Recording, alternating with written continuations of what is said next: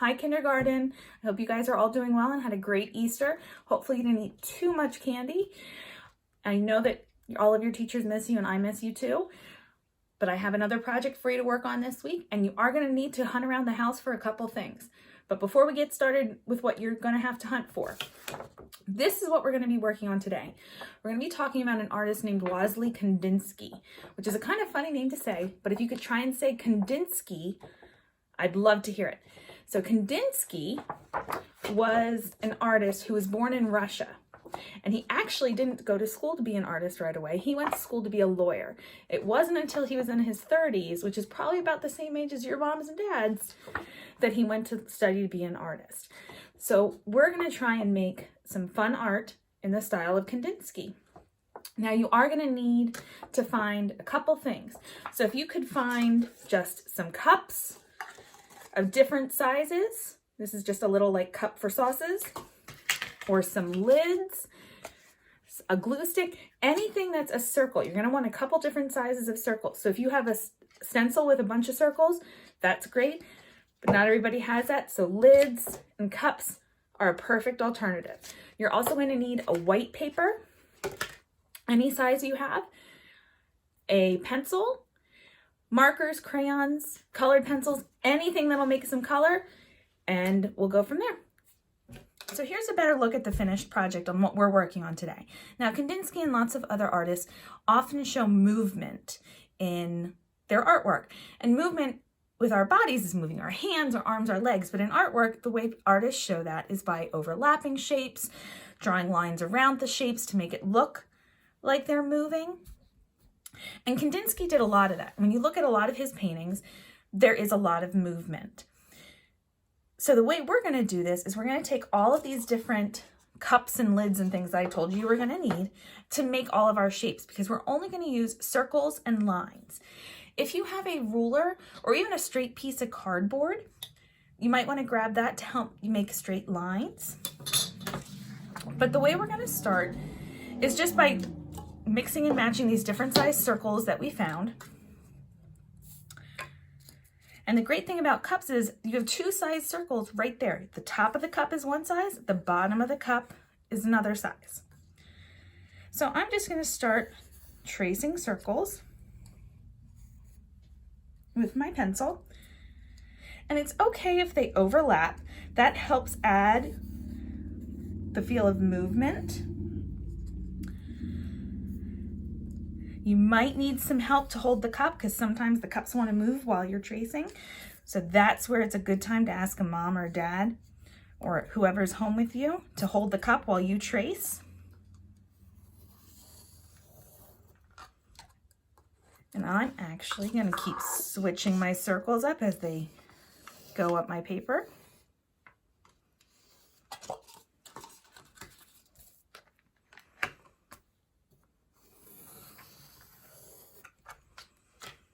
And I think I want a small one up here. Maybe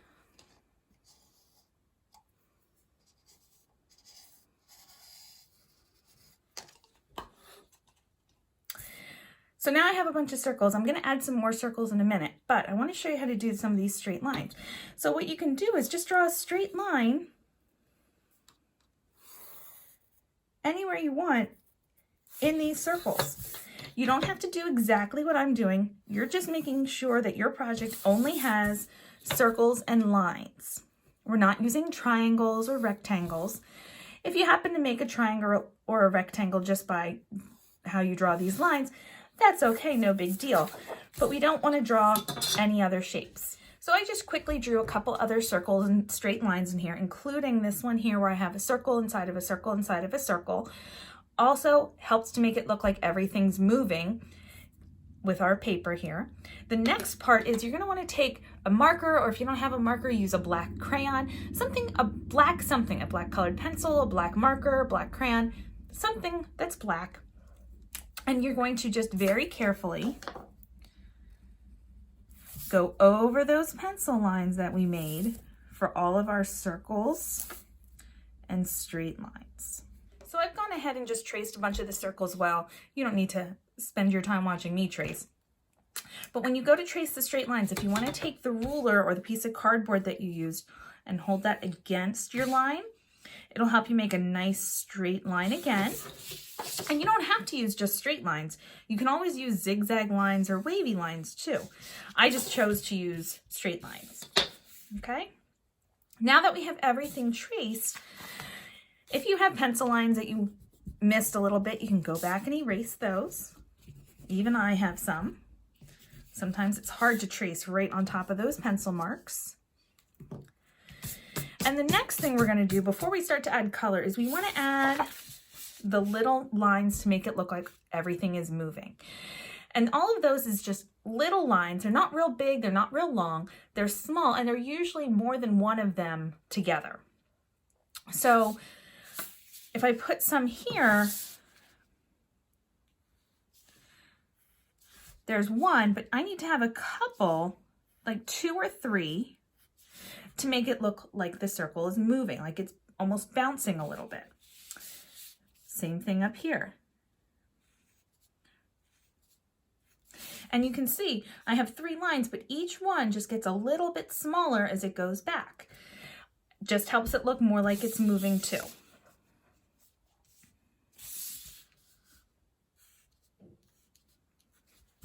Okay, so just put some of those at different spots on your circles, and you can even put them down at your straight lines or wavy lines to make it look like the lines are moving. I'm going to add some lines here too.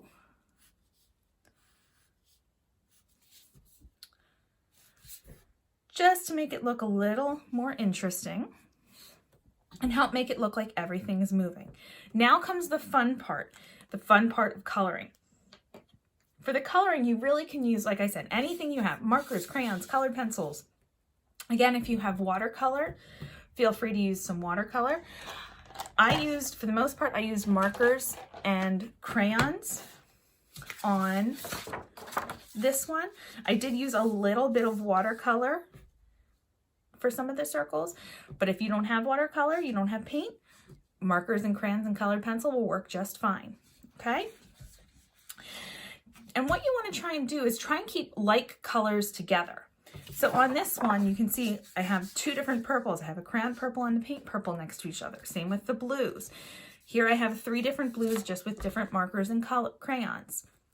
So try and keep the same colors together. I have yellow and green together because they're pretty similar. Yellow and orange are similar. Red and orange are similar. So similar colors together will also help make it look like your project is moving and give it that movement that we're looking for. So just take whatever you decide you're going to color with, and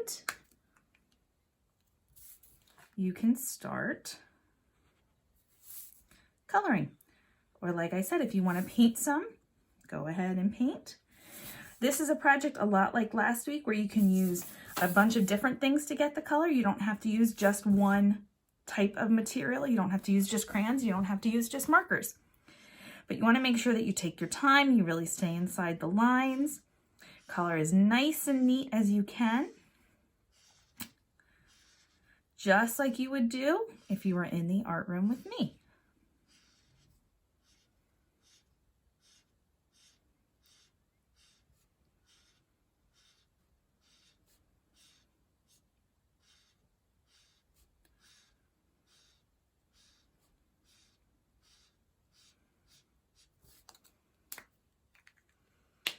After you're all done coloring, you should have a piece of Kandinsky art that looks something like this. Different colors, different shapes, different colors, different lines, but it still has a lot of movement and it looks like everything's gonna be bouncing off the page. If you really like this, go ahead and try it with some different shapes. Try squares and lines, try rectangles and lines, but still add those little marks to make it look like they're bouncing or moving. Again, if mom and dad have a chance and can email me a picture of your final project, I would love to see it. I loved all the pictures I got last week, including some pictures of some smiling faces, which always helps brighten my day. Have fun with this. Let's see what you come up with.